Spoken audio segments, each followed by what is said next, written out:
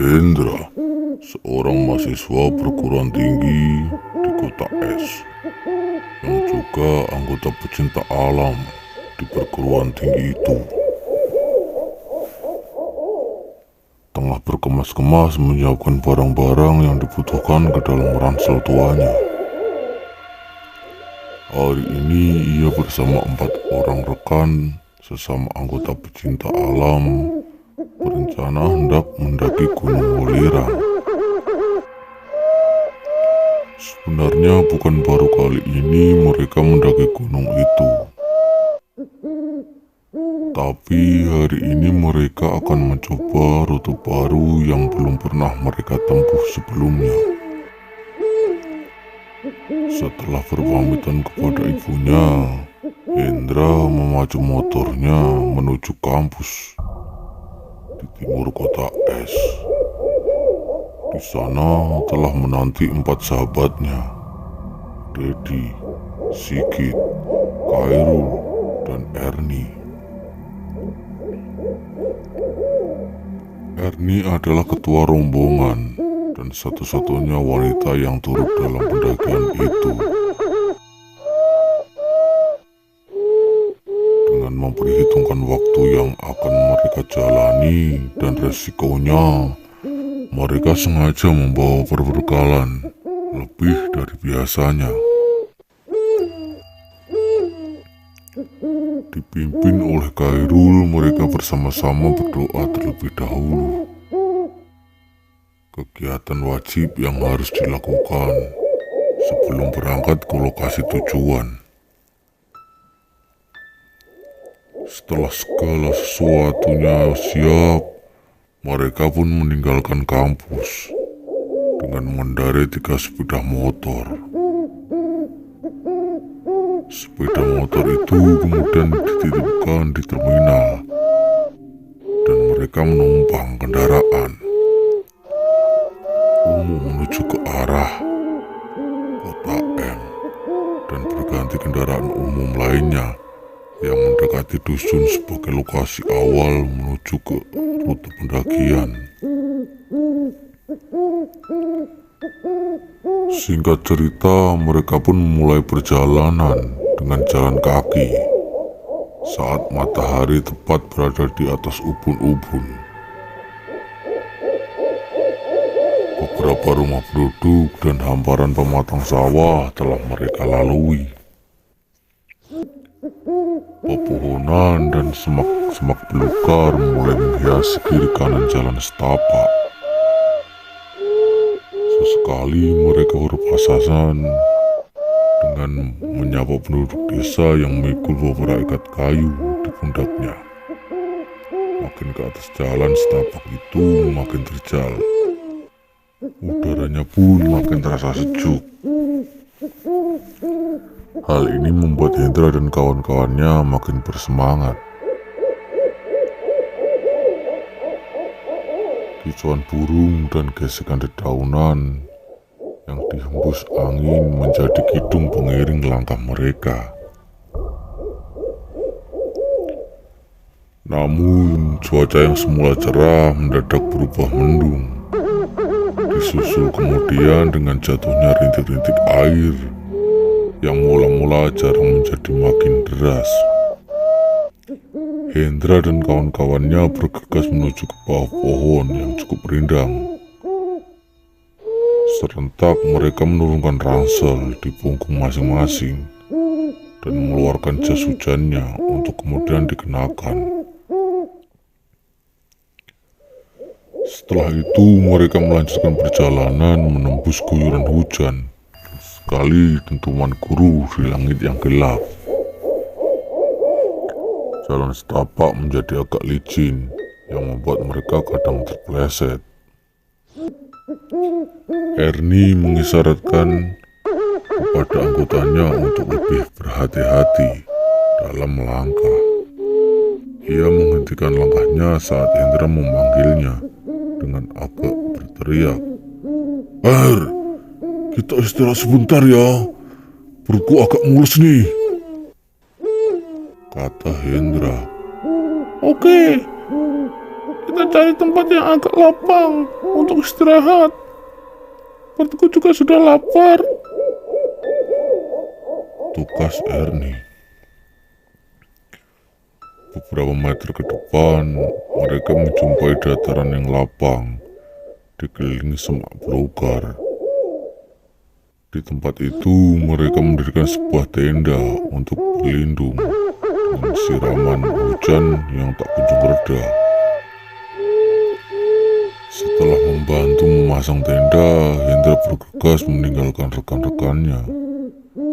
Di belakangnya menyusul Dedi. Aku ikut, Den.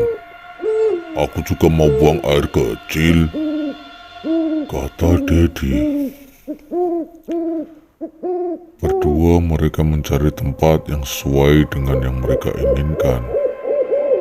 Den, kamu agak jauh sana, biar baunya nggak menyebar kemana-mana. Kata Dedi dengan nada bercanda. Hendra tak menjawab. Ia pun tak ingin fasik buruk buang hajatnya terganggu orang lain. Setengah berlari ia masuk ke hutan yang lebih dalam. Belum jauh ia melangkah, matanya melihat atap sebuah bangunan di bilik ribuan pohon. Sejenak ia merasa heran. Di hutan begini ada juga rumah ya, pikirnya. Tapi ia segera menepis keheranannya karena desakan di dalam perutnya makin kuat. Lumayan ada tempat yang nyaman untuk buang hajat daripada di tempat sembarangan, katanya dalam hati. Assalamualaikum, ucap Hendra. Begitu tiba di depan pintu rumah yang lebih tepat disebut gubuk itu, kondisinya cukup memprihatinkan. Di beberapa bagian dinding dan atapnya terlihat bekas-bekas hangus. Karena tak ada yang menyahut, Hendra berjalan ke samping dan menemukan semacam bilik mandi beratapkan daun rumbia yang bersebelahan dengan gubuk itu. Tanpa pikir panjang, Hendra bergegas masuk. Begitu melihat ada kakus dan segentong air di segi kakus, Hendra pun melepas hajatnya. Usai buang air besar, Hendra kembali ke depan gubuk dan berharap bertemu pemiliknya untuk sekedar mengucapkan terima kasih. Saat melintas di depan jendela samping gubuk, Hendra melihat sosok manusia di dalamnya yang agak gelap. Hendra melawat wajahnya ke jendela dan samar-samar melihat seorang wanita tengah menggendong bocah. Perempuan berumur sekitar 2 tahunan berdiri menatapnya. Maaf Bu, saya baru saja pinjam kakusnya. Tadi tidak ada orang, jadi saya nyelonong saja ke dalam, ujar Hendra dengan agak tersipu-sipu. Tapi wanita itu tak menjawabnya. Karena terburu-buru, Hendra segera berlari. Dari situ, setelah mengucapkan terima kasih dan permintaan maaf sekali lagi, hujan sudah mulai berkurang, tapi jalanan yang dilaluinya masih licin. Sampainya di tenda tempat rekan-rekannya berkumpul, ada seorang lelaki setengah baya tengah bercakap dengan Ernie dan Sigit di luar tenda. Dari seragam yang dikenakan di balik mantel hujannya, Hendra tahu kalau laki-laki itu adalah petugas penjaga hutan. Seperti yang biasa ia temui saat melakukan pendakian. Sudah lega, Hen? Tanya Sigit. Hendra tersenyum sembari menjawab, "Long, untung ada kakus di sana." "Kakus? Mana ada kakus di tengah hutan begini?" "Oh ya Pak, ini Hendra, anggota tim saya. Kenalkan ini Pak Toyib, pengawas hutan ini," kata Ernie sambil memperkenalkan Hendra kepada petugas itu. "Maksudku ada rumah di sana dan aku numpang di kakusnya," ujar Hendra.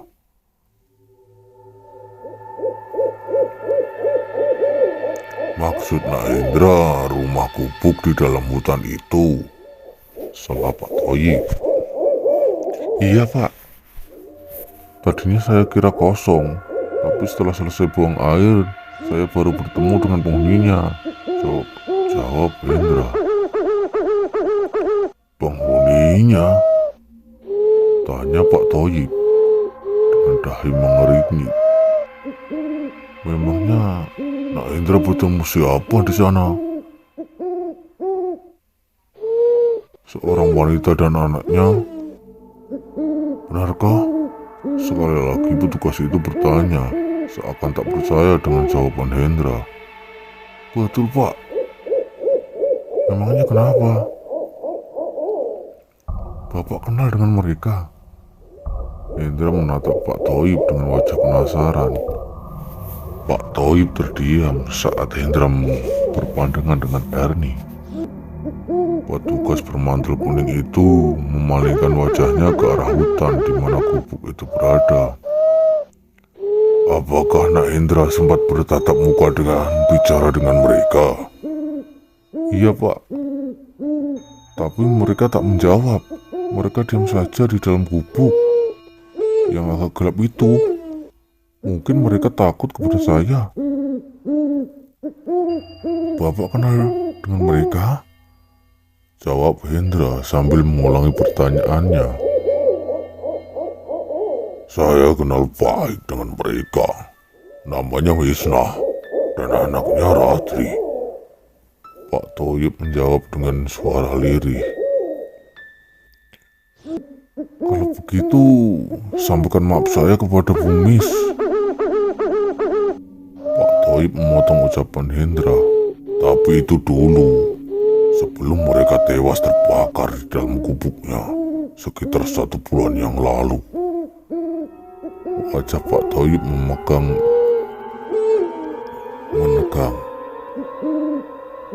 Ernie, Siki, dan Hendra terbelalak kaget. Jadi mereka?" Bibir Hendra gemetar. "Ya, mereka sudah mati saat kami periksa. Pintu gubuk mereka dalam keadaan terkunci. Dan Yatno, suami Wisnah, hingga kini tak pernah menambahkan batang hidungnya. Polisi menduga Yatno sengaja membakar gubuknya agar anak dan istrinya mati. Kejam sekali. Yatno pastilah orang gila. Mana ada orang waras yang tega membunuh keluarganya sendiri," tugas Ernie dengan nada emosi. "Konon kabarnya Yatno mendengar isu di kalangan penduduk sini kalau Wisnah berselingkuh dengan seorang pedagang sayur dari kota B, dan Ratri diisukan hasil perselingkuhan itu. Tadinya Yatno tidak percaya, tapi ya namanya juga manusia sangat mudah dirasuki iblis. Mungkin karena itu Yanto jadi kalap." Hendra menundukkan kepalanya, tubuhnya gemetar dan jantungnya berdegup kencang. Masih jelas di pelupuk matanya tatapan wanita dan bocah perempuan dalam gubuk itu.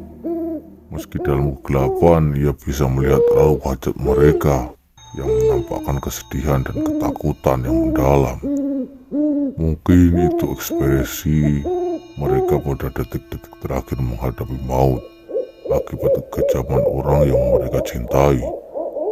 Dan Hendra tak akan pernah bisa melupakan ekspresi itu setidaknya dalam waktu dekat ini.